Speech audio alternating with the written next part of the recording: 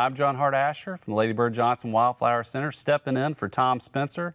And today we've got Ann McCormick here of the Herbin Cowgirl. Yep, I see what you did there. Yep. And today we're going to be talking about the old olfactory, so the role of fragrance in gardens. Yes, yeah.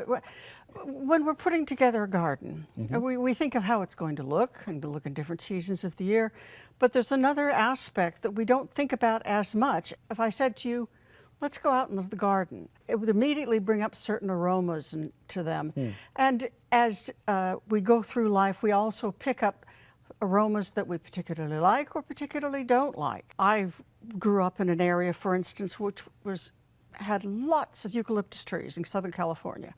And to this day, the scent of eucalyptus brings me back home to Southern California. Wow. Just instantly, there I am. Memory of all of the sort of senses, really, that fragrance is essential. It really connects very strongly to memory. Another memory I have, again, of childhood is my father's parents died within a few months of each other. And there were stalks, the flower stalks at the funeral, and it was years before I could abide the smell of the stalks because of the sad memory of it.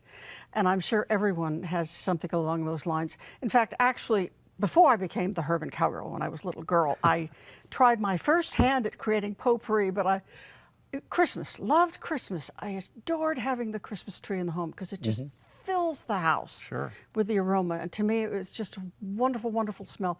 Well, it was the end of the Christmas season and the tree was about to go out, and I decided I wanted to preserve that.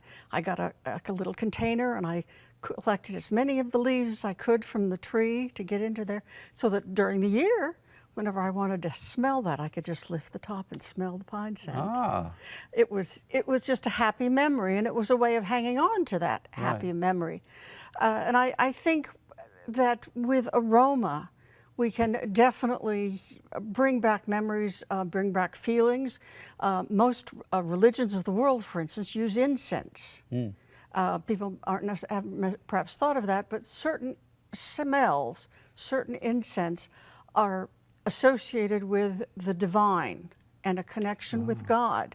And so that is why they're often used in ceremonials, events in churches and all over the world. I've studied many, pre-Columbian history, and they used incense. There was very, very few religions that don't use some form of incense to invoke or encourage the sense of the divine. I found there's over 1,000 cells that are really dedicated to smells themselves, as opposed to there's only 4 for light or 4 for touch. So it's an integral part of us. Scent also affects how we eat, and definitely our memory. Yeah, because if it doesn't smell good, no one's going to want to take that first bite. So I could definitely see that example in spades when I would teach a class on potpourri. I'd explain what botanical materials we had there. And I also had, of course, essential oils, which is a part of making potpourri. But I waited till the last minute to open that up because even these tiny bottles, you open that up and it just throughout the room. And we got to that point and I opened up one of them and one of the women went, oh my goodness. Oh, she could hardly see. It was patchouli. It's one a lot of people just adore, patchouli. And I had another everyday experience once with I used to work with a man from China, and I had a cup of cinnamon tea, and he one day confessed to me that he just hated the smell of that particular tea that I drank. And I asked him why, and he said, well, when I was a child, when my mother would treat me for medicines, folk Chinese medicines, they would add cinnamon to it, and so he associates it with being sick and having to down something he didn't like. Wow. I imagine everybody, if you think about it, you come up with 1 or 2 things that you have a really strong positive or negative response to scent. To scent. Well, let's get into some details here because we're going to be talking today about the fragrance wheel as opposed to the color wheel. I think a lot of people know about the color wheel, but the fragrance wheel. We learned about that in grade school. The fragrance wheel is actually a relatively new creation. Of course, we've had incense and perfumes and all sorts of things like that since the beginning of recorded history, but they depended upon individuals who had extraordinary noses, who had the ability to distinguish one scent from another, to know what to add to something to make it better or to make it stronger, make it more masculine, more feminine. And sometime shortly after World War II, at the point where people were starting essentially to apply science to just about every aspect of life, we came out of the 19th century wondering what was going on, and finally we had the tools, and they had more of the tools at that point to be able to analyze scent. Still, the perfume industry depended upon the nose. So as I understand it, the contemporary fragrance wheel breaks down into 4 primary components? When you look at them, you'll realize that you probably fit primarily into one of them. Just as we all tend to prefer certain colors. I wear lots of blue, I must confess. It's the dominant color in my closet. You know, and probably in the scent world, there's a section of that wheel that would be where I would go for, say, my personal scent.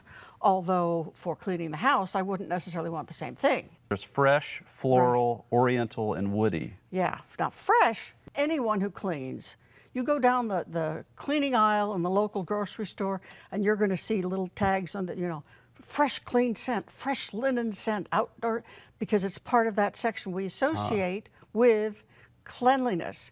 A significant element of that is because some of the essential oils and some of the materials we used to use when we made our own cleaning agents were from this group. And so we remember how the house smelled when Grandma cleaned. Right. So Mom does the same thing as far as the scent, Sure. because it just smells Pass clean. on. Yeah. You know, and you feel like that's definitely a sign that it's clean, although it doesn't necessarily mean there's no, you know, it doesn't describe whether or not there are bacteria. The next one I think is floral. Floral, Now, that's one that will hit more into the personal perfumes, usually for women. They tend to want a little bit more of the floral. Lately, perfumes have added a lot of fruity flavors into that, Okay.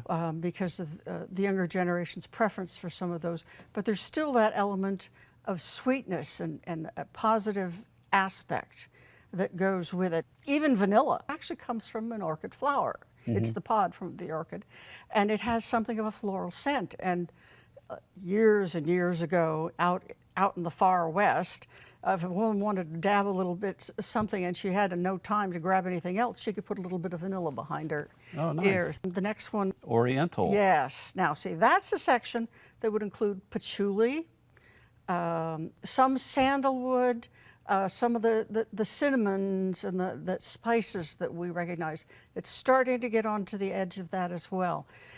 That's something I'm sure a little bit cultural too, because patchouli didn't come to the Western world, as I remember, until about the 17th, 18th century, actually quite by accident. It's one of those silly things. They were shipping shawls, women's shawls from the Far East. They were weaving them in India and shipping them the distance. But to keep them smelling nice and I think insect-free, they used patchouli in it.